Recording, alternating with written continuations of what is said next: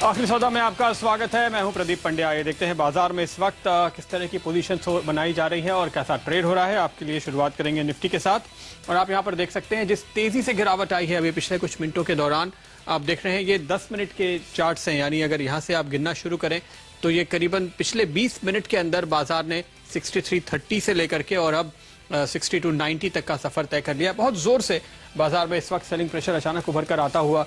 शुरुआत जो हुई थी आज यहाँ पे हुई थी, पहले घंटे के दौरान तेजी आई, उसके बाद मार्केट कंसोलिडेट कर रहा था, लेकिन अभी जो जोर से गिरावट आई है उसमें बाजार ने कल के आज दिन भर के जो लोस थे उनको तोड़ दिया है और इनफैक्ट कल के लो के भी नीचे फिसलता हुआ अब ये नजर आ रहा है। अगर हम आपको यहाँ मिनट से आर की ओर ले चलें, ये आर्ली चार्ट सब आप देख रहे हैं और इस आर्ली चार्ट पे जो हम कंसोलिडेशन देख रहे थे पिछले 5 या 6 सेशंस का, अब उसको तोड़ते हुए नजर आ रहे हैं। क्योंकि अगर आप देखें तो एक चैनल में मार्केट कंसोलिडेट कर रहा था, जो आप दो लाइनें देख सकते हैं, एक ऊपर और एक नीचे की।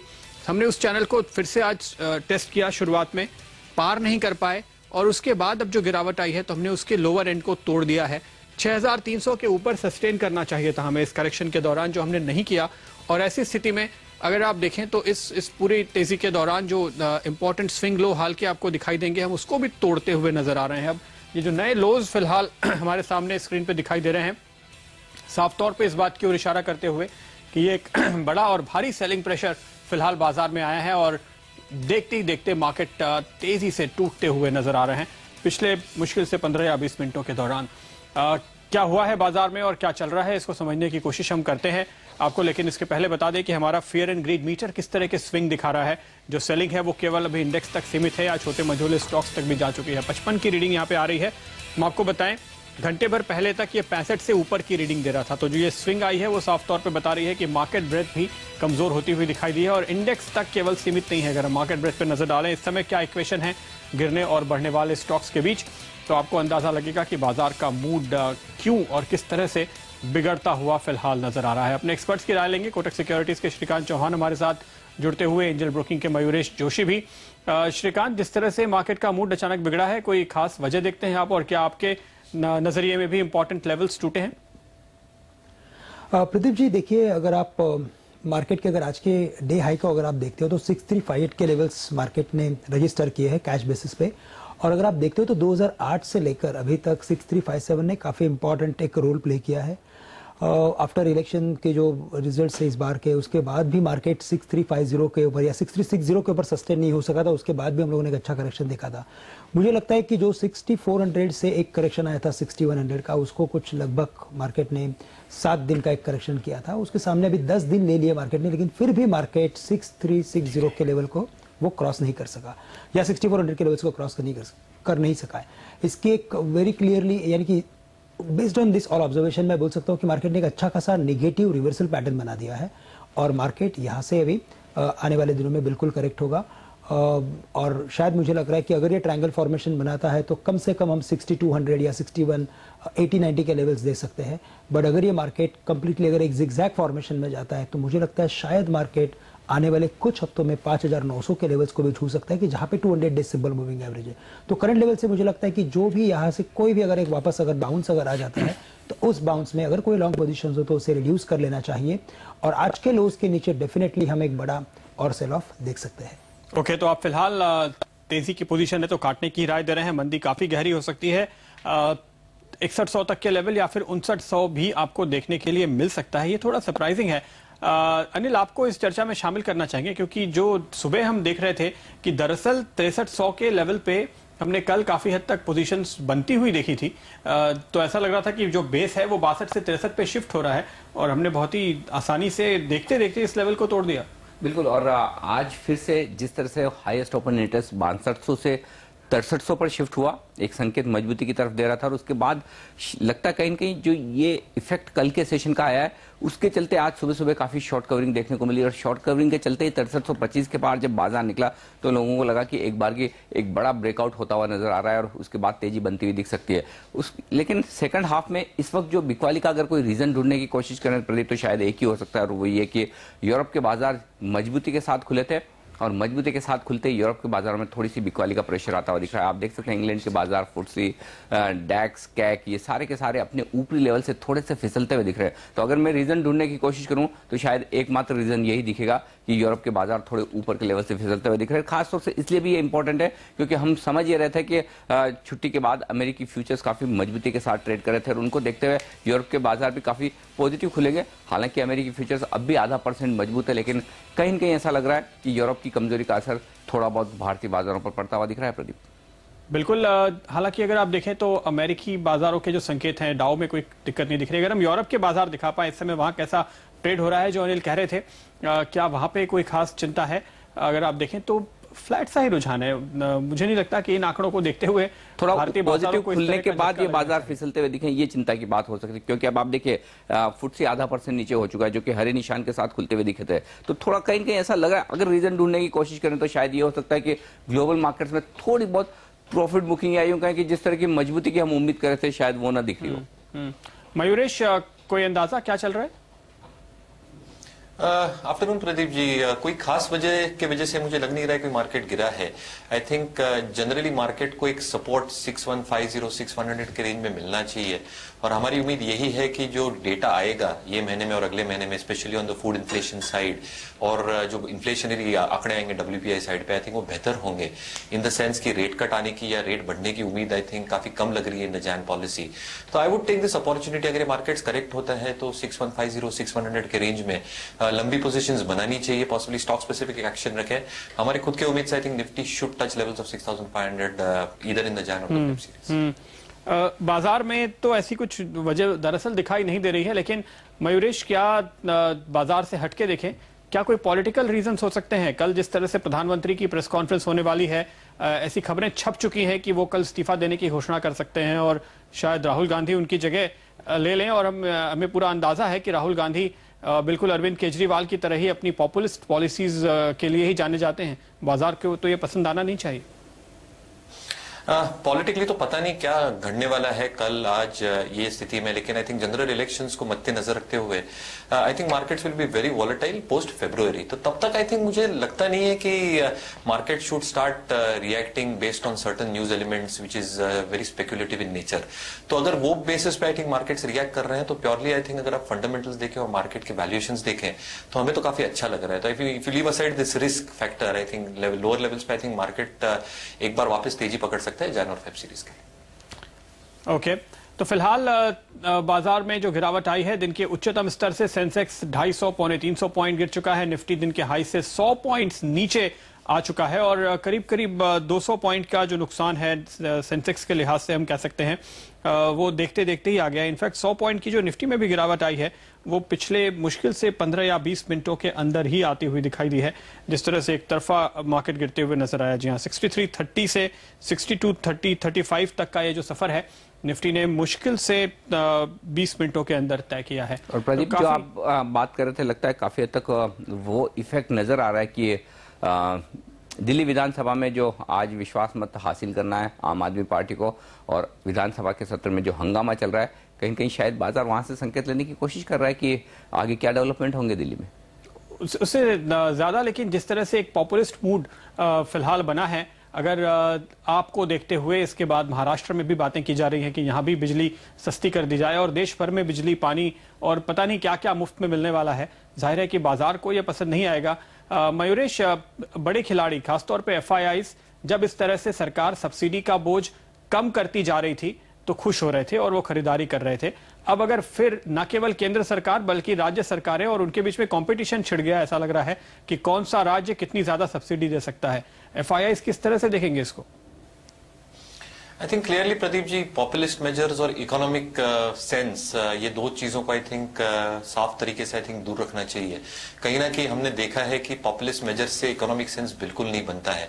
तो अगर ये मेजर्स कंटिन्यू होती है तो I think over a longer period of time economics के लिए जनरली आई थिंक अगर आप देश की बैलेंस शीट देखते हो which is your fiscal deficit and current account deficit, जो आई थिंक कम करने की उम्मीद कर रहे हैं फाइनेंस मिनिस्टर अभी, I think with this increased kind of populist measures ये पूरा इक्वेशन उलट पलट हो सकता है। तो डेफिनेटली आई थिंक ये मेजर्स अगर लॉन्ग स्केल में और अक्रॉस रीजन्स कंटिन्यू होते हैं तो I think that can be detrimental over a longer period of time. पर देखना पड़ेगा एक्चुअली जाके आगे जाके कैसे क्या और क्या सब्सिडीज और रोल आउट होते हैं या डोल आउट होते हैं। But FIIs definitely will be keeping a close watch on both the political developments and the kind of subsidy डोल आउट्स जो सरकारें कर रही हैं।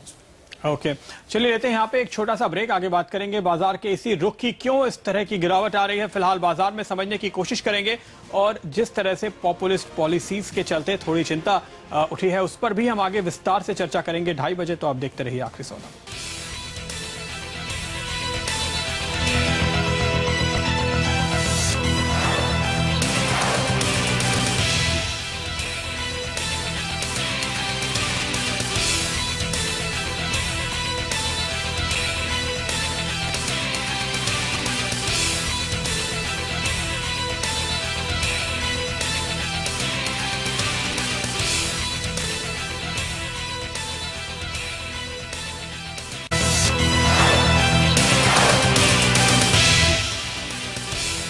स्वागत है आपका एक बार फिर। बाजार आप देख सकते हैं 62.56, दिन के लोज हमने जो बनते हुए दिखे थे करीबन 62.30 के, वहां से करीब 25 पॉइंट की रिकवरी देखने को मिली है निचले स्तरों से। अगर आप टिक बाय टिक मूवमेंट देखें तो शायद आपको दिखाई देगा, अदरवाइज दिखेगा भी नहीं, क्योंकि 100 पॉइंट पहले क्रैश हुआ है, उसके बाद अब ऊपर आने की कोशिश बाजार फिलहाल कर रहा है।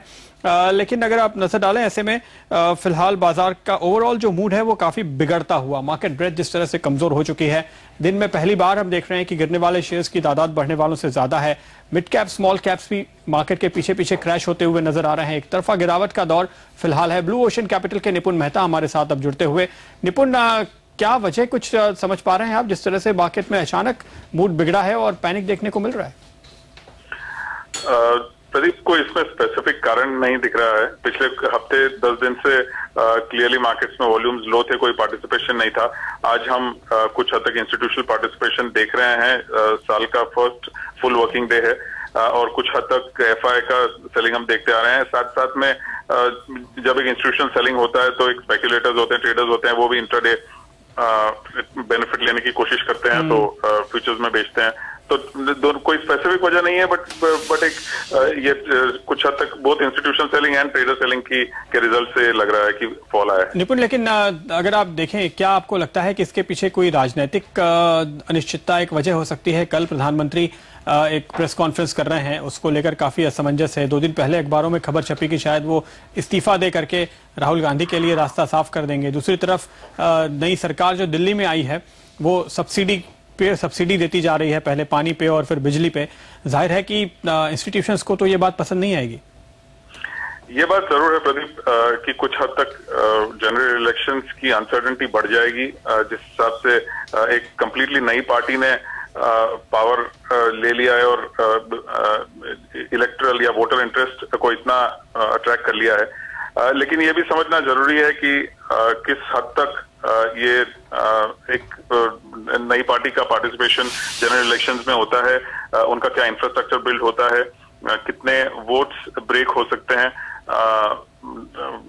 ये इसमें जो भी एक पार्टी के जो बीजेपी के आने की संभावना जो दिख रही है उसमें से कितने वोट टूट सकते हैं, ये सब एनालिसिस देखना जरूरी है। लेकिन एक पॉसिबिलिटी जरूर ग्रेजुअली बिल्ड होती हुई दिख रही है, जहां से एक क्लियरर मैंडेट जो बीजेपी का आने की संभावना दिख रही थी, उसमें शायद एक डेंट हो सकता है और उसकी वजह से एक मार्केट सेंटिमेंट में जरूर धक्का तो जरूर लगेगा। लेकिन अगर आप देखें निपुण, तो जो हमने करीब 51-5200 के लेवल से पूरी रिकवरी और तेजी देखी थी, इस दौरान एफआईआईज की रिपोर्ट्स निकल कर आई जिसमें उन्होंने कहा 21,000 का लेवल इस बीच टूट रहा है। तो एक बार की उस पर नजर डालिए। जो हमने कोशिश की थी बाउंस लेने की, 21,000 के ऊपर टिकना बाजार के लिए थोड़ा मुश्किल बना हुआ है फिलहाल। सेंसेक्स के लिहाज से फिर से कोशिश हो रही है इसके ऊपर जाने की, तो ये इंटरेस्टिंग होगा। लेकिन हम जो बात कर रहे थे कि पूरी 1,000-1,200 पॉइंट की जो रैली थी, उस दौरान एफआईआईज की डिटेल्ड रिपोर्ट्स निकल कर आई जिसमें वो नई आने वाली सरकार का खाका खींच रहे थे और ये उम्मीद जता रहे थे कि एक नरेंद्र मोदी के नेतृत्व में एनडीए की सरकार बनेगी जो रिफॉर्म्स करेगी। अब जो सिनेरियो उभर कर आया है, क्या आपको लगता है कि अगले कुछ दिनों में हम एफआईआईज की ऐसे ही रिपोर्ट्स और आते हुए देखेंगे जो ये कहेंगी कि अब शायद उनका कॉन्फिडेंस इतना ज्यादा नहीं रह गया है और उसके पहले वो अपनी पोजीशन शायद बाजार में हल्की करते हुए दिख रहे हैं? देखिए, पॉसिबिलिटी जरूर प्रदीप हो सकती है, क्योंकि अलग अलग एफआईआईज हैं, सबकी अलग अलग थिंकिंग रहती है। हमने गोल्डमैन सैक्स का रिपोर्ट देखा जो एक तरफ बोल रहा था, दूसरे एफआईज का अलग थिंकिंग के बेसिस, अलग कैलकुलेशन के बेसिस पे, अलग हाइपोथेसिस के बेसिस पे उनके मार्केट में ज्यादा पार्टिसिपेशन हो रहा था या बाइंग हो रहा था। कोई और एफआई जरूर आएंगी जिनका ये दिल्ली इलेक्शंस के बाद जो सिनेरियो बिल्ड हो रहा है उसकी वजह से एक डिफरेंट थिंकिंग होता है और उसकी वजह से they could be taking positions. ये बिल्कुल पॉसिबल है over the next few weeks that could come about.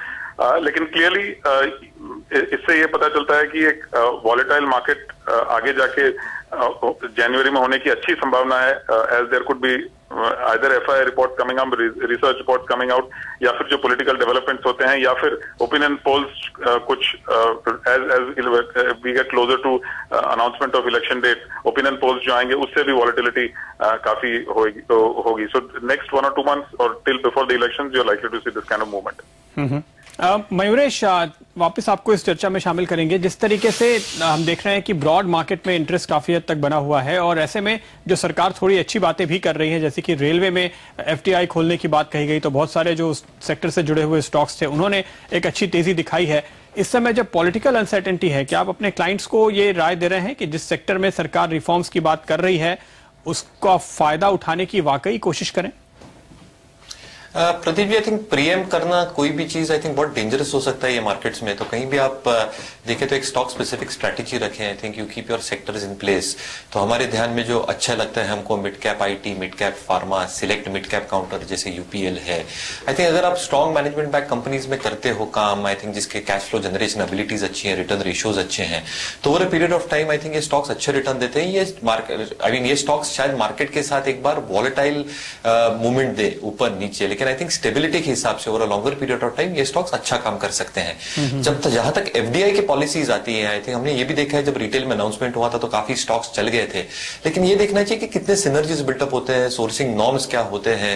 Actually synergies built होने को काफी समय लगता है और ये कैपिटल इंटेंसिव बिजनेसेस होते हैं। फॉर एग्जाम्पल रिटेल में, even FDI in railways, I think जब तक पॉलिसी अनाउंस होती है स्टॉक्स कैन रिएक्ट सेंटिमेंटली, लेकिन कब तक आएगा, कैसे आएगा, किस रूप में आई थिंक ये पैसा आएगा, कहां ये पैसा लगने वाला है, ये सब समझना जरूरी है। क्योंकि आई थिंक अब तक जो रेलवेज की जो फंक्शनैलिटी है और रिटर्न रेशियोज है काफी वीक है, तो I think sudden improvement in balance sheets लाना डिफिकल्ट होता है। तो स्टॉक स्पेसिफिक रहे, I think go for good corporate managed companies जहां पे कैश फ्लोज अच्छे और रिटर्न रेशियोज अच्छे। ओके निपुण, जाने से पहले एक आखिरी सवाल यही कि ऐसे में जो ये फिलहाल गिरावट आ रही है, क्या आप इसको खरीद का मौका देखते हैं या फिलहाल थोड़ा इंतजार करेंगे?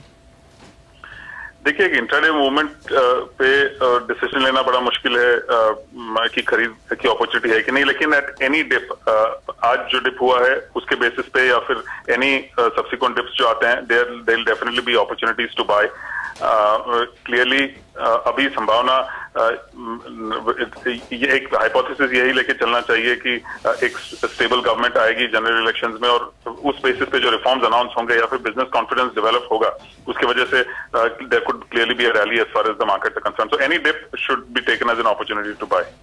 बिल्कुल, हम उम्मीद करेंगे कि जो दिल्ली में सरकार बनेगी लोकसभा चुनावों के बाद, वो दिल्ली की सरकार जैसी नहीं होगी और लोकप्रियता बढ़ाने वाले नहीं बल्कि कुछ काम करने वाले बातें करेंगी। इस उम्मीद में निपुण, शुक्रिया आपका हमारे लिए वक्त निकालने के लिए।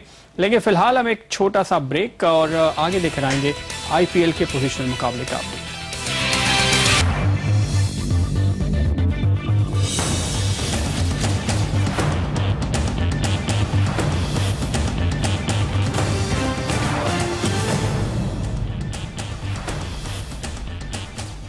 स्वागत है आपका आवाज आईपीएल के पोजीशनल मुकाबले के अपडेट में। इस हफ्ते हमारे साथ मानस जायसवाल.com के मानस जायसवाल, ग्लोब कैपिटल के नीरव वखारिया और फॉर्च्यून इंटर फाइनेंस के संतोष कुमार सिंह जुड़े हैं। आगे बढ़ने से पहले तीनों के प्रदर्शन पर एक नजर डालते हैं। फिलहाल थोड़ी सी तकनीकी दिक्कत है, हम आपको दिखा नहीं पा रहे हैं। संतोष अब तक बढ़त लिए हुए थे और मानस लगातार मंदी की बात कर रहे थे, लेकिन कहेंगे कि किस्मत ऐसी है कि मानस ने कल से पोजीशन अपनी थोड़ी चेंज की और वो तेजी के मूड में आए थे, वरना शायद आज उन्हें उसका फायदा मिल रहा होता अगर मंदी अभी जारी रखते। लेकिन एक शॉट अभी भी है इनके पास, तो आइए देखते हैं क्या स्थिति है। सेसा स्टरलाइट का जो एक शॉट है वो अब 0.25% की बढ़त दे रहा है। हालांकि सिंटेक्स में जहां खरीदारी की है वो भी मुनाफा दे रहा है, लेकिन इंडिया बुल्स की बाई कॉल पे अब नुकसान होता हुआ और इलाहाबाद बैंक की बाई कॉल पे भी। मानस, क्या कहेंगे, आपकी कॉल फाइनली सही साबित हुई है और इनफैक्ट मुझे याद है 2 दिन पहले हमने आपसे पूछा था तो आपने कहा था कि 6350 जब तक डिसाइसिवली नहीं टूट जाता, बाजार मंदी में है, इसकी संभावना माननी चाहिए। लगता है वो बात अब सही साबित हो रही है, क्या करेंगे? जी प्रदीप जी, लेकिन इम्पोर्टेंट ये था कि मॉर्निंग का सेशन जिस तरह था काफी पॉजिटिव लग रहा था। पिछले 15-20 मिनट में जो डैमेज हुआ है मार्केट में उसने पूरा पिक्चर चेंज कर दिया है। बट ओवरऑल अगर हम टेक्निकली बात करें तो निफ्टी 50% करेक्ट हो गया है। जो भी रैली था 6140 से 60 तक, तो वो पूरा करेक्ट हो गया है। तो मेरे हिसाब से यहाँ पर शॉर्ट रहना टेक्निकली नहीं होना चाहिए। तो इससे सीधा लाइट से एग्जिट करूंगा मैं, क्योंकि हमारा शॉर्ट पोजीशन था। वहां से निकल के IRB में बाय करने की सलाह होगी, क्योंकि कल चार्ट पे एक ब्रेकआउट देखा गया है। इंट्राडे में करेक्शन जरूर आया, बट मैं समझता हूँ करेक्शन एक अच्छी बाइंग अपॉर्चुनिटी है। स्टॉप लॉस 90.50 का होगा, 105 के टारगेट्स होंगे।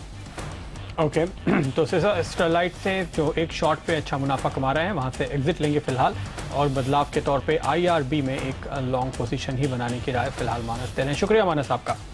फॉर्च्यून इंटर फाइनेंस के संतोष कुमार सिंह हमारे अब तक के टॉप परफॉर्मर रहे हैं, और अगर हम नजर डालें इनके तमाम स्टॉक्स पे तो कॉक्स एंड किंग्स में इन्होंने करीब 4.25% की कमाई की है, टारगेट अचीव किए। फॉर यहाँ पर और भी ज़्यादा मुनाफा इन्होंने कमाया, बाद में पोजीशन को कैरी करते हुए करीबन 4.5% के आसपास के रिटर्न और आ गए, और उसके बाद फाइनली एग्जिट ली है। संतोष के कुछ और स्टॉक्स और इस समय इनकी टीम कैसी नजर आ रही है वो आपको दिखा देते हैं। फाइनेंशियल टेक्नोलॉजीज, कोलगेट, ये कुछ एक और कामयाब स्टॉक्स थे। लेकिन संतोष, इस वक्त बाजार का मूड जिस तरह से बदल रहा है, क्या आप अपनी स्ट्रैटेजी कुछ बदलना चाहेंगे? अगर आपके इस IPL में अगर प्रोविजन होता कि आप एक साथ सारे स्टॉक्स एग्जिट कर सकते तो मैं शायद कर जाता, क्योंकि मार्केट मुझे अब शायद बहुत ही खराब लग रहा है। क्योंकि अगर आप देखें, और आपके रिसर्च टीम से मैंने सुबह में वरुण से भी बात की थी, तो मैं वही कह रहा था कि शायद इंडेक्स मुझे बहुत ज्यादा यहाँ से ऊपर नहीं लग रहा है। लेकिन मिड कैप में चूंकि मोमेंटम है, इसलिए आप जो है मिड कैप को प्ले करना चाहिए। लेकिन जैसे ही मार्केट अब यहाँ से रिवर्स होगा तो हो सकता है कि हम एक बड़ी मंदी की चपेट में आए। और इस चीज को हम कई दिनों से बात भी कर रहे थे आपसे कि मुझे इंडेक्स पे बहुत ज्यादा तेजी नहीं लगती है यहाँ से। उस लिहाज से आज काफी इंपॉर्टेंट होगा कि 6230 अगर मार्केट में रुक जाता है, या फिर कल हम 6210 अगर रोक सकते हैं मार्केट में, तब तो शायद बाजार थोड़ा संभले। अदरवाइज मुझे लगता है कि बहुत ज्यादा यहाँ से मंदी हो सकती है। तो मैं ब्रिगेड इंटरप्राइज संतोष, तो फिलहाल आपके पास जो ऑप्शन है वो ये है कि आपके पास एक तो कमी है, पहले से 3 ही स्टॉक हैं, इन 3 में से एक आप अभी एग्जिट ले सकते हैं और एक कल सुबह, और इसको बैलेंस करने के लिए आप इसके सामने शॉर्ट कर सकते हैं। तो अगर जो आपकी एक लॉन्ग कॉल बची रह जाती है हमारे नियमों की वजह से, उससे जो नुकसान होगा वो शॉर्ट में भरपाई हो जाएगी। हाँ, तो इसी लिहाज से मैं जो ब्रिगेड से एक बार निकलना चाहूंगा, मैं ब्रिगेड इंटरप्राइज से मैं निकलूंगा और 3 पोजीशन लेके ही मतलब आगे बढ़ूंगा मैं। फिलहाल आपके पास मेरे ख्याल से VIP, ब्रिगेड और शिपिंग कॉर्पोरेशन ये पोजीशंस हैं। ब्रिगेड से भी एग्जिट लेंगे और कोई नया स्टॉक अभी ऐड नहीं करेंगे। हाँ, क्योंकि काफी क्रूशियल मार्केट जो है अभी एक क्रूशियल सपोर्ट पे है, इसलिए मैं अब यहाँ से अगर ब्रेक करता है तो डेफिनेटली कल मॉर्निंग में नेट शॉर्ट जरूर लूंगा। ठीक है, तो ब्रिगेड से आपको फिलहाल हम एग्जिट देते हैं यहाँ पे, और बाकी पोजीशंस कैरी करेंगे। संतोष, शुक्रिया आपका। ग्लोब कैपिटल के नीरव वखारिया ने काफी कमाई की है इस हफ्ते के दौरान। कैडिला हेल्थ, अतुल लिमिटेड कुछ एक कामयाब स्टॉक्स रहे हैं इनकी टीम में, बालकृष्णा इंडस्ट्रीज भी इस समय। लेकिन बाजार का मूड जिस तरह से बदला है, क्या आपको लगता है कि नीरव स्ट्रैटेजी कुछ बदलनी चाहिए? क्या करेंगे अब? आज जिस तरह से मार्केट ने पलटी मारी है, strategy has to be change, क्योंकि पहले निफ्टी ने जो रेंज थी उसका हाई काटने के बाद फिर अब लो ब्रेक किया है। इट शोज की मार्केट में एक स्ट्रॉन्ग रिवर्सल मोमेंटम जनरेट हो रहा है, और इट शोज की मार्केट अभी यहाँ से थोड़ा सा और करेक्टिव नेचर ले सकती है। मुझे लगता है कि अभी भी जो स्टॉक्स है इसमें काफी जो स्टॉप लॉस भी हुआ है, खास करके बैंकिंग में, तो उसको कुछ मैं रिप्लेस करना चाहूंगा अगर आपकी इजाजत हो तो। जी बताइए। सबसे पहले तो एक यूनियन बैंक जो है स्टॉप लॉस हुआ था उसको चेंज करके मैं अडानी एंटरप्राइजेस में सेल कॉल लूंगा, और नीचे टारगेट रहेगा 248 का, स्टॉप लॉस है 265 का, क्योंकि अडानी एंटरप्राइजेस एक वीक काउंटर है और इसमें लगातार एक वीकनेस जनरेट हो रही है, सेलिंग जनरेट हो रही है। तो समय L&D में सेल कॉल लूंगा 1020 के टारगेट के साथ, और TCS में बाई करूंगा 2190 के टारगेट के साथ। ओके नीरव, यूजुअली हम आखिरी मिनटों में बदलाव नहीं करते हैं, लेकिन इस समय जिस तरीके से गिरावट आया है उसको देखते हुए हम इसको कंसिडर कर सकते हैं कि आखिरी मिनटों में आप स्ट्रैटेजी बदलना चाहें। क्योंकि हमने संतोष को भी मौका दिया था, उन्होंने ये फैसला किया कि वो कोई बदलाव नहीं कर रहे हैं, तो आप फिलहाल चाहते हैं कि आप यहाँ पर 2 नए शॉर्ट और 1 लॉन्ग इनिशिएट करें, तो ये अपडेट हम आपकी स्ट्रैटेजी में करेंगे। लेंगे फिलहाल यहाँ पर एक छोटा सा ब्रेक, आगे फोकस होगा पावर सेक्टर पे खास तौर पे, और हमारी चर्चा इस बात पे जो शायद बाजार की इस घबराहट के पीछे भी बड़ी वजह है, जिस तरह से दिल्ली में पावर के रेट्स घटाए गए और उसके बाद देश भर में अलग अलग राज्यों में पावर के रेट्स घटाए जा रहे हैं। ऐसा लगता है कि चुनावों के पहले सब कुछ सस्ता देने, सब्सिडी बढ़ाने पर एक जोर है और पार्टियों के बीच में कंपटीशन शुरू हो गया है। बाजार को यह फैसला पसंद नहीं आएगा। इस पर चर्चा होगी एक ब्रेक के बाद।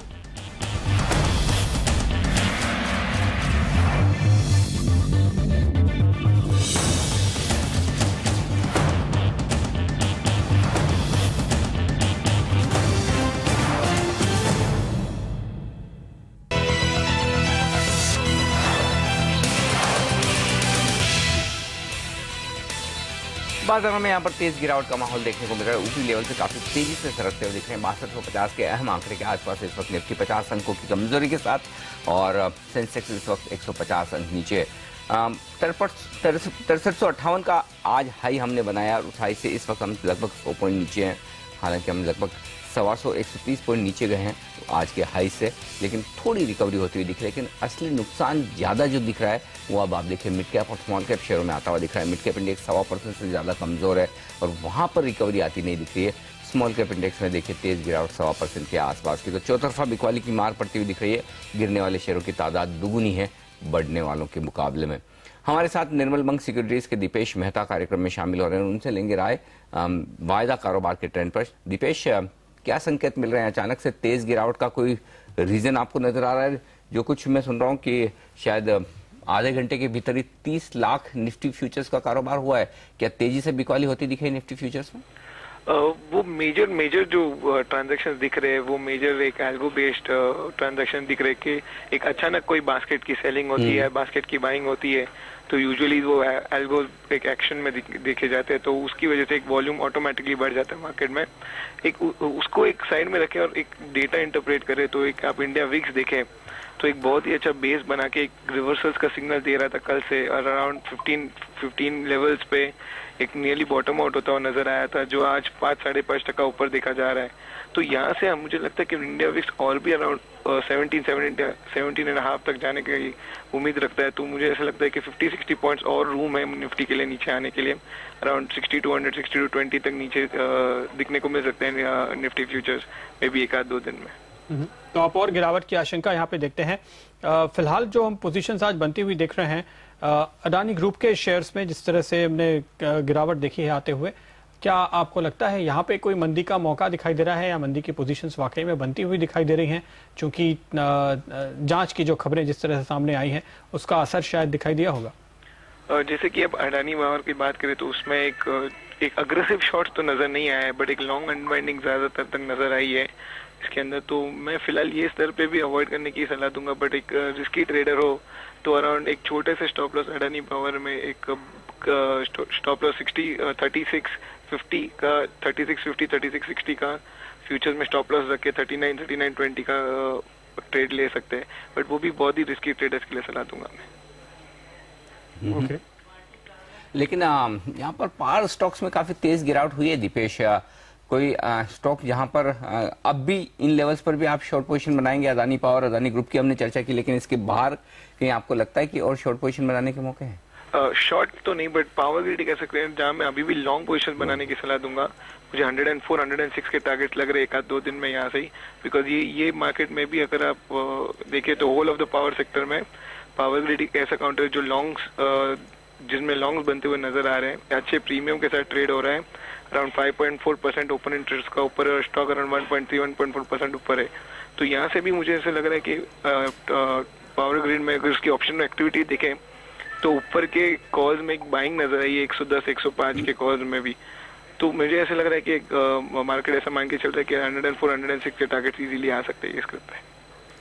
तो चलिए यहाँ पर पावर स्टॉक्स आज दिख रहे हैं एक्शन में, और अब हम आगे पावर स्टॉक्स पर ही और इस पूरे सेक्टर पर चर्चा करेंगे, क्योंकि सुर्खियों में उससे पहले दीपेश से विदा लेने का वक्त है। दीपेश, शुक्रिया आपका हमारे लिए वक्त निकालने के लिए। और लेंगे एक ब्रेक, और ब्रेक के बाद फोकस करेंगे कि जिस तरह से दिल्ली में पावर कंपनियों का ऑडिट करवाया जा रहा है, जिस तरह से दिल्ली में पावर कंपनियों पर दबाव है, दाम गिराने का, और सरकार ने अपनी सब्सिडी बढ़ाकर जो सस्ती बिजली देने की कोशिश की, और अब मांग ये हो रही कि सब जगह इस तरह की सस्ती बिजली दी जाए।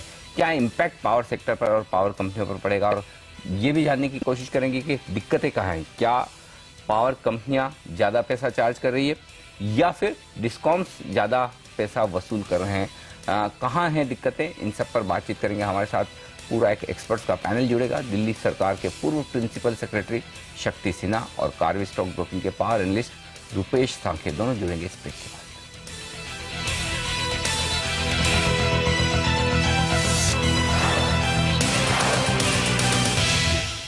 बाजार कमजोरी के साथ ट्रेड करते हुए दिख रहे हैं, लेकिन फोकस में है पावर सेक्टर। आज पावर स्टॉक्स पर भी नजर डालिए, यहाँ पर भी तेज गिरावट का सिलसिला बनता हुआ दिख रहा है। Adani power, JSW energy, Reliance power, Reliance infra, ये सारे स्टॉक्स हैं जो काफी तेजी से गिरते हुए दिख रहे हैं। टाटा पावर, इन शेयरों पर नजर डालिए।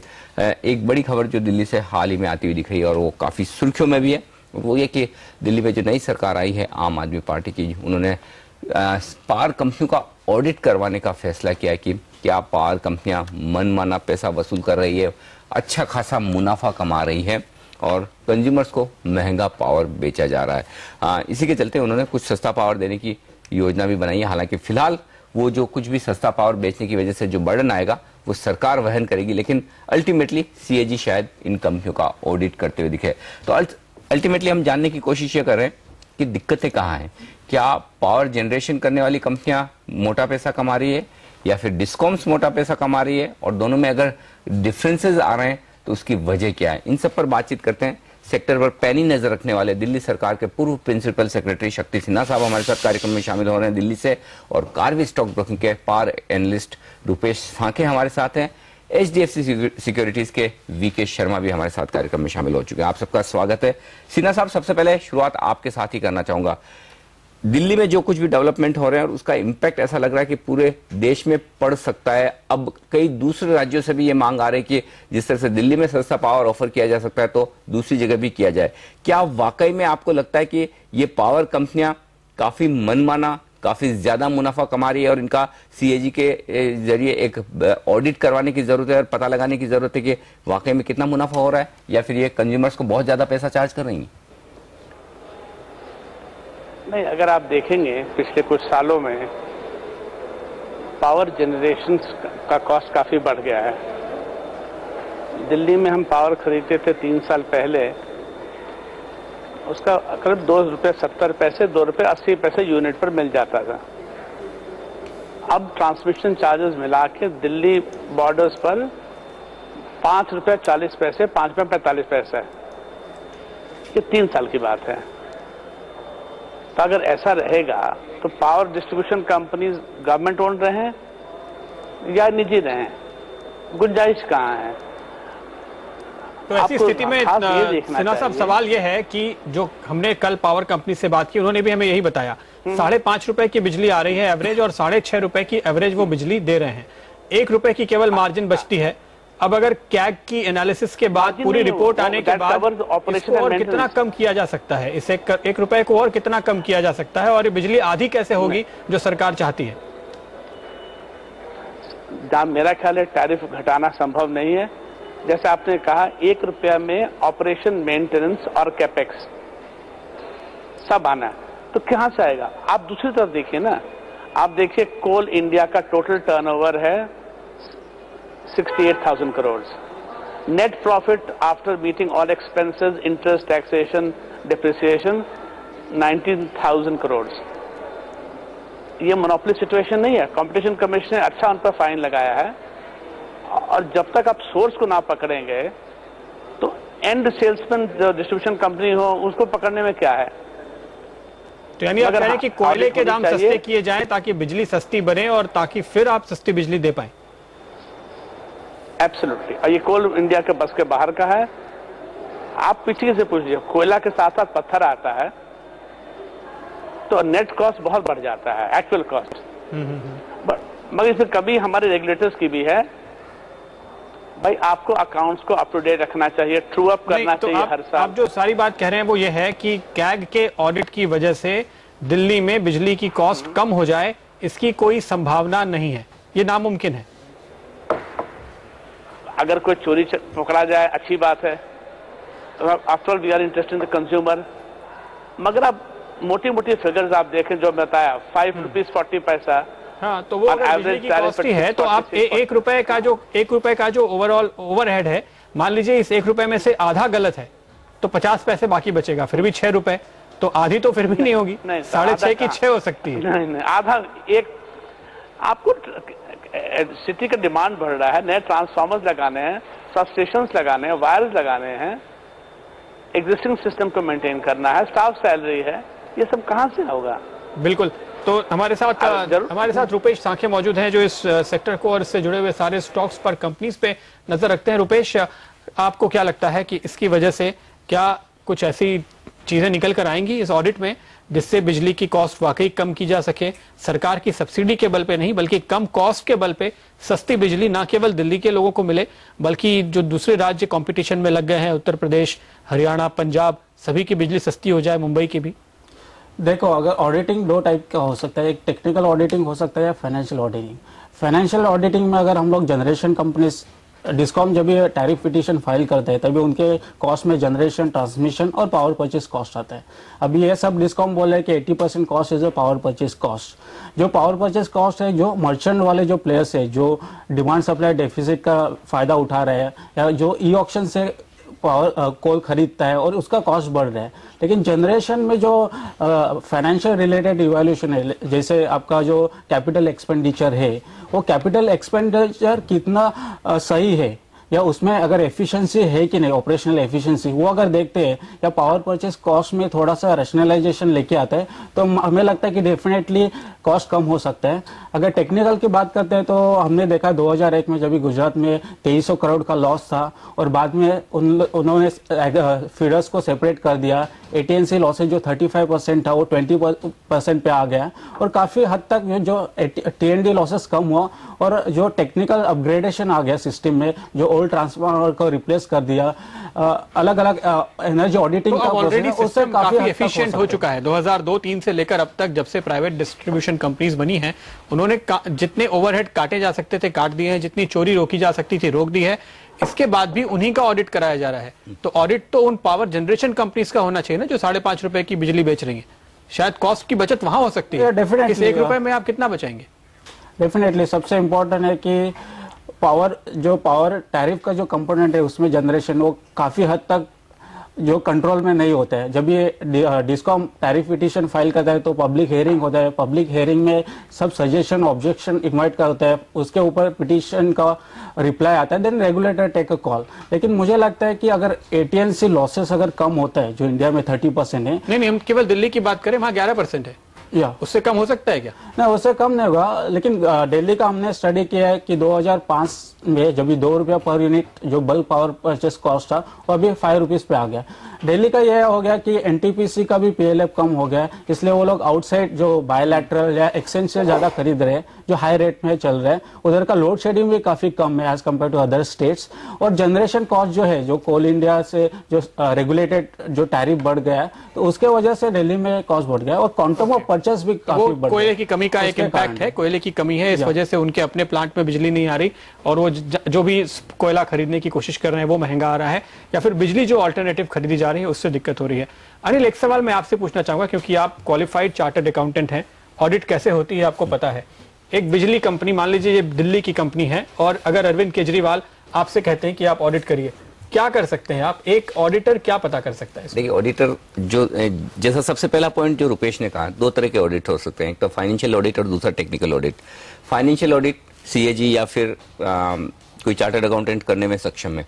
टेक्निकल ऑडिट करने के लिए शायद वो आपके पास कैपेबिलिटीज नहीं होगी। और यही वजह कि जब हम ये जिसने कॉल ब्लॉक्स एलोकेशन के जो घोटाला और इनकी बात करते हैं कि इतना बड़ा घोटाला हो गया, ये हो गया, तो शायद फाइनेंशियली ऑडिटर को ये अंदाजा लगाना बड़ा मुश्किल काम है कि वाकई में इतना घोटाला हुआ होगा या फिर वाकई में इतनी टेक्निकल एक्सपर्टाइज आपके लिए चाहिए। तो अब और एक चीज और यहाँ इंटरेस्टिंग बताना चाहता हूँ, हम जब सीए की पढ़ाई करते थे तब सिर्फ ये एक ऐसी चीज होती थी, बैंकिंग और साथ ही पावर कंपनियों की जो अकाउंट्स होती है उसके लिए हमें अलग से पढ़ाई करवाई जाती थी और उसके लिए अलग से प्रोफेसर होते थे। क्योंकि जनरली होता है कि सारे अकाउंट्स एक तरीके से बनते हैं, लेकिन बैंकिंग और बैंकिंग और पावर कंपनियों के अकाउंट्स बिल्कुल अलग तरीके से बनते हैं। उसके लिए आपको एक अलग तरह की एक्सपर्टाइज चाहिए।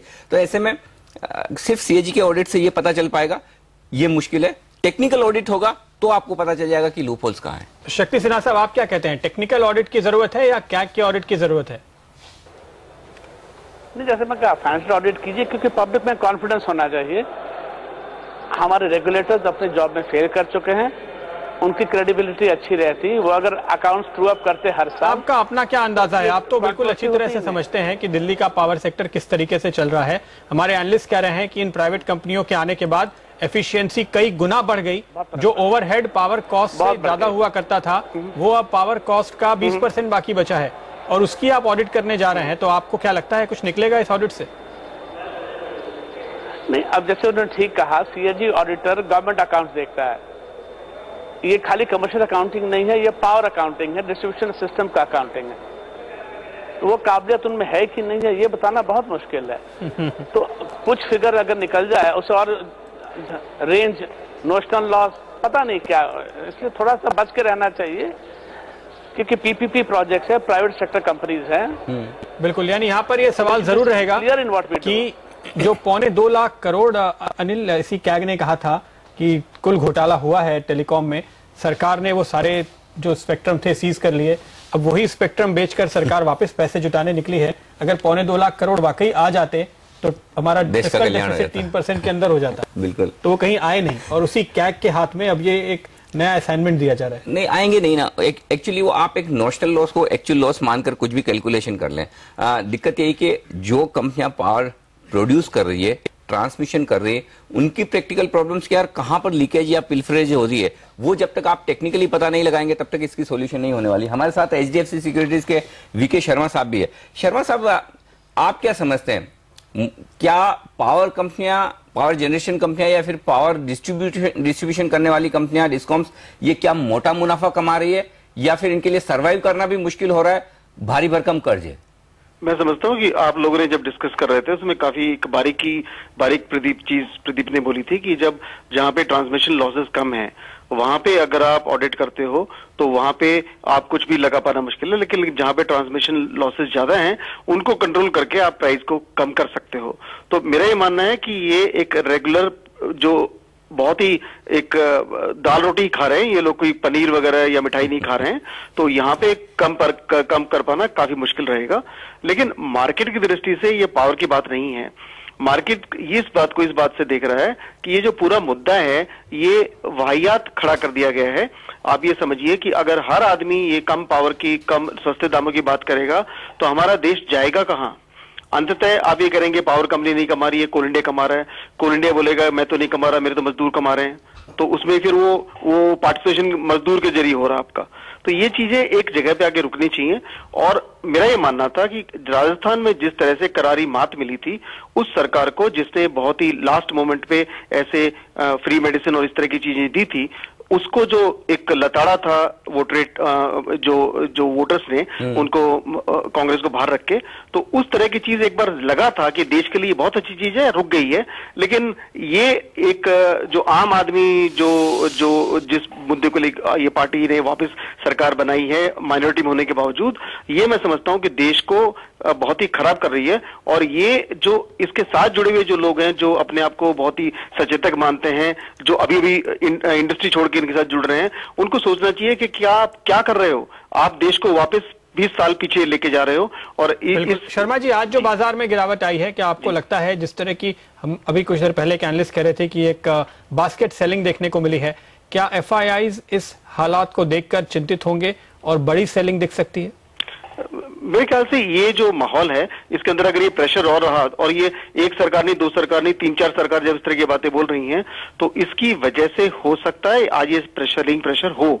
और ये कायदे से तो ये बात यही है कि लॉजिक थोड़ा कम समझ में आता है कि कोई भी एक नेशनल जो पार्टी देश के लिए सोचेगी वो तो इस तरह के नहीं देगी। लेकिन मैं समझता हूं कि देश पीछे और सभी पार्टियां अपना निजी जो एक एजेंडा है उसको सामने रखेंगी, और इसमें कैपिटल मार्केट और देश दोनों के ही इसमें काफी मैं समझता हूं कि और सहन करना होगा। लेकिन एक अच्छी बात जो इसमें है वो ये भी है कि सरकार आज जो घोषणाएं कर रही हैं उनको अमल करके और उनका बिल भरने का काम तुरंत नहीं होना है। जैसे कि हम बात कर रहे थे कि अगर सिलेंडर 9 की जगह 12 दे दिए जाएंगे तो वो बिल भरने की बारी आएगी मार्च के बाद।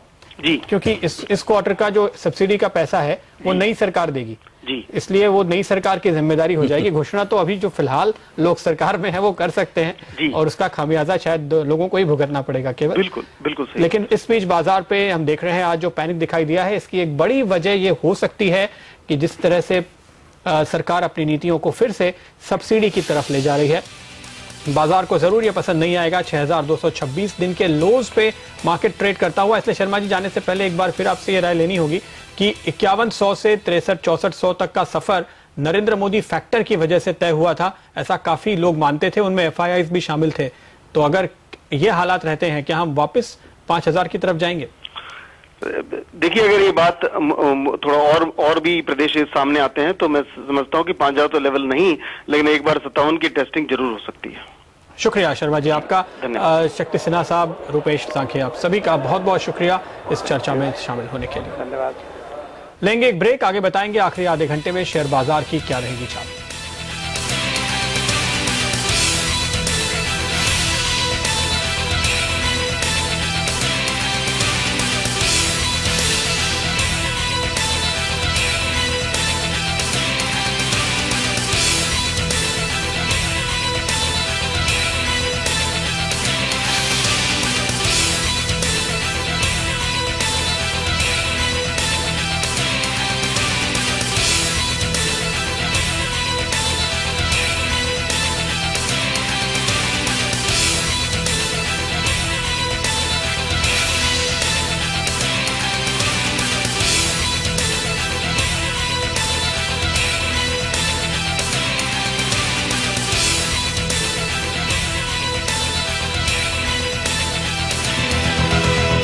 MCX Stock Exchange, India's new stock exchange, presents आखिरी सौदा।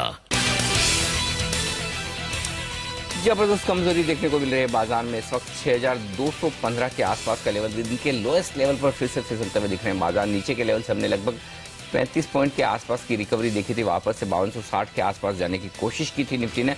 अब फिर से आप देख सकते हैं 5215 के आसपास का लेवल और 5213 का ही आज का लो है। तो आप समझ सकते हैं कि लोएस्ट पॉइंट पर फिर से हम आ चुके हैं निफ्टी पर। सेंसेक्स में देखिए 20,880 के आसपास का लो और आज 20,863 का लो और 20,880, यानी कि अपने लो से महज 15 अंक ऊपर है। तो एक रिकवरी की जो कोशिश सेंसेक्स और निफ्टी ने की थी वो खत्म होती हुई दिख रही है। मिड कैप इंडेक्स में देखिए बेहद तेज गिरावट, 2% से ज्यादा की तेज गिरावट यहां पर होती हुई दिख रही है और स्मॉल कैप इंडेक्स भी इसी तरह बुरी तरह फिसलता हुआ दिख रहा है। हालांकि मार्केट ब्रेड्थ अब भी 875 स्टॉक्स कमजोर हैं, 260 स्टॉक अब भी मजबूत है ये कहना होगा, लेकिन धीरे धीरे कमजोरी वाले शेयरों की तादाद काफी तेजी से बढ़ती हुई नजर आ रही है।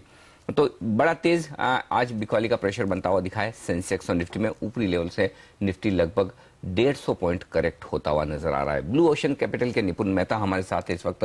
निपुण, स्वागत है आपका। क्या कोई बड़ी वजह आप देख रहे हैं यहाँ पर जिसकी वजह से ये बाजार तेजी से गिरा है? समझा ये जा रहा है, कहा जा रहा है कि बड़े बास्केट सेलिंग निफ्टी फ्यूचर्स में होती हुई दिखी है, लगभग 25-30 लाख शेयरों की तेज बिकवाली हुई है और उसके चलते ये गिरावट आई है।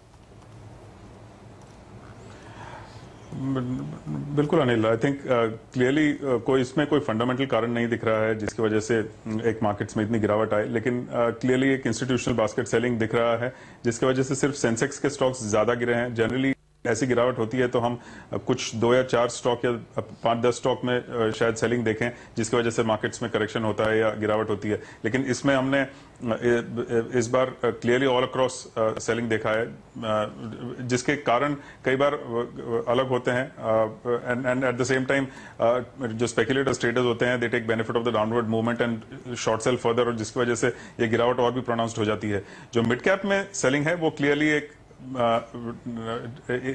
अगर जब भी इतना प्रोनाउंस सेलिंग होता है या मार्केट में गिरावट होती है तब एक मिड कैप में एक पैनिक की वजह से बहुत ज्यादा पहले ही सेलिंग शुरू हो जाती है, क्योंकि इनमें डेप्थ जनरली कम होती है, लिक्विडिटी कम होती है, बहुत ज्यादा बायर्स नहीं होते हैं, एक मोमेंटम अपवर्ड्स है, उसकी वजह से इनमें राइज हुआ है पिछले कई दिनों में और clearly some of them are not backed by fundamentals. तो उनमें तो गिरावट ज्यादा होगी ये समझना ये ऑब्वियस है, लेकिन लार्ज कैप्स में गिरावट क्लियरली एक बास्केट सेलिंग की वजह से हुई है, इंस्टीट्यूशनल बास्केट सेलिंग की वजह से, but there could be no specific reason necessarily for that.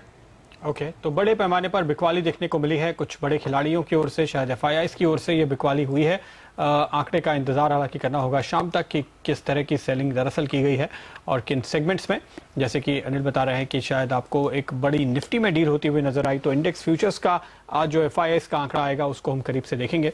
लेकिन एक और बुरी खबर जो दिन के शुरुआत में आई थी वो ये थी कि PMI या परचेजिंग मैनेजर्स इंडेक्स, जो कि एक अंदाजा देता है इकोनॉमी की रफ्तार का, IIP जैसा एक ये आंकड़ा होता है मैन्युफैक्चरिंग सेक्टर का। अगर आप PMI देखें तो वो पिछले महीने के यानी नवंबर के 51.3 से घट के दिसंबर में 50.7 हो गया था। HSBC मैन्युफैक्चरिंग PMI जैसे कि हम इसको जानते हैं, जो इसको कंपाइल करते हैं, उसके लिहाज से हमारे साथ क्रिसिल के चीफ इकोनॉमिस्ट DK जोशी जुड़ रहे हैं, इनकी राय लेते हैं इस पे। जोशी साहब, क्या ये आपको अंदाजा था, क्या नवंबर के मुकाबले दिसंबर में एक डी ग्रोथ देखने को मिली है वाकई? नहीं, ये तो अंदाजा नहीं था, पर एक्चुअली जो PMI है वो पिछले पहले 50 से नीचे था। 50 से नीचे जब रहता है तो वो इसका मतलब कॉन्ट्रैक्शनरी टेंडेंसी होती है इकोनॉमी में, और पिछले 2 महीने में और इस महीने में भी जो भी नंबर आया है उसमें 50 से ऊपर है। इसका मतलब तो ओवरऑल मैन्युफैक्चरिंग में एक्सपेंशन है, पर उसकी जो रफ्तार है वो कम हो गई है क्योंकि PMI की वैल्यू पिछले महीने के मुकाबले गिर गई है। और कुछ अंदाजा इस तरह से था कि आपका ऑटोमोबाइल सेक्टर की ग्रोथ आपको पता है डी ग्रोथ चल रही है और कुछ ड्यूरेबल सेगमेंट भी कमजोर चल रहे हैं, तो वीकनेस तो इंडस्ट्री में बनी हुई है। और PMI भी इंडस्ट्रियल डेटा IIP डेटा की तरह ऊपर नीचे ज्यादा नहीं होता, पर वो बहुत ज्यादा एक स्ट्रॉन्ग इंडिकेटर भी नहीं है इंडस्ट्रियल प्रोडक्शन का। ओके, लेकिन जिस तरह से हमने देखा कि लगातार दूसरे महीने जो कोर सेक्टर के आंकड़े आ रहे हैं वो काफी कमजोर रहे हैं, तो इसका मतलब यह है कि अब मार्च तक या उसके आगे भी IIP जो नेगेटिव या 1% 1.5% रहा है, कुछ वैसा ही रुझान देखने को मिलेगा? हाँ, हमारा भी वही मानना है। हमारा इंडस्ट्रियल प्रोडक्शन का एक्सपेक्टेशन इस साल का 1% का है। शुक्रिया जोशी साहब आपका हमारे लिए वक्त निकालने के लिए। तो इकोनॉमी में भी जो रिवाइवल की उम्मीद की जा रही थी वो थोड़ी कमजोर होती हुई दिखाई दे रही है। बाजार इस बीच परेशान इस वजह से भी है कि चुनावों को लेकर जिस तरह की बातें की जा रही हैं वो बहुत ज्यादा बाजार के हक में जाती हुई नहीं नजर आ रही। लेंगे एक ब्रेक, आगे बात करेंगे कुछ खास शेयर्स की जिनमें आज बड़े मूव्स देखने को मिले हैं। जैसे कि आप देख सकते हैं निफ्टी जो अपने दिन के हाई से तकरीबन 130-135 पॉइंट गिरा है। इस दौरान रियल एस्टेट, कैपिटल गुड्स से कुछ एक सेक्टर्स जो काफी तेजी से पिटते हुए नजर आए हैं, उन पर राय लेंगे ब्रेक के बाद।